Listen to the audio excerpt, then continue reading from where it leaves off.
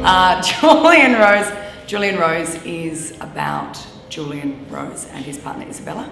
Isabella is pregnant, and as her pregnancy develops, so does Julian Rose's madness. He starts to lose his mind quite horrifically, and that madness takes the form of a Minotaur that starts to stalk him through his home, him and his wife. I'm James Helm. I'm playing Julian Rose in The Myth of Julian Rose. And I'm Jo Morris. I'm playing Isabella, Julian's wife, in the same show. Sarah Nelson is our stunning physical theatre performer up on stilts. She does a lot of amazing movement work, and the quality that she brings to the Minotaur is just extraordinary. Daniel Kershaw, who is an amazing new young writer, he's part of Black Swan Theatre Company's Emerging Writers program, and they sent him over to me with this particular piece of work. And it was just really stunning, the image of the Minotaur, his affection for Greek mythology and the way he's weaved that into the script. He's quite a talented young man. Turn that light on. Where's the Minotaur? The light. I'll turn it on. You can't.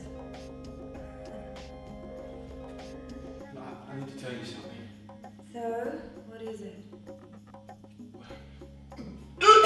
We're looking at trauma in childhood and what happens if you suppress that trauma. So if you have, it could be anything really, but those things that happen to you when you're a young child, and because of the nature of being a child, they can be really, really overwhelming, really confusing and really complex. And then for various reasons, we don't talk about those things. Certain subject areas in particular are really taboo, so we don't like to talk about them. So that memory gets squished right down. And we're really asking the question, what happens when memory is suppressed, and how can it really insist on being heard when we don't want it to be? Yeah, we're really lucky. It's been an incredibly supportive environment that we've been able to rehearse in. Marissa's an amazingly hands-on director, so coming into the rehearsal space has been very safe and very comfortable from the very beginning. And I guess that's so important when you're battling with these dark themes, and it gets to the point where there's so much fun within that it's an amazing balance. So we've been really lucky. Oh no, I was embarrassed. It used to scare me. What dude? The Minotaur in one of the stories. He used to have to turn the page with my eyes closed. That is stupid, isn't it? Or I've been terrified of a picture book. It's not so stupid.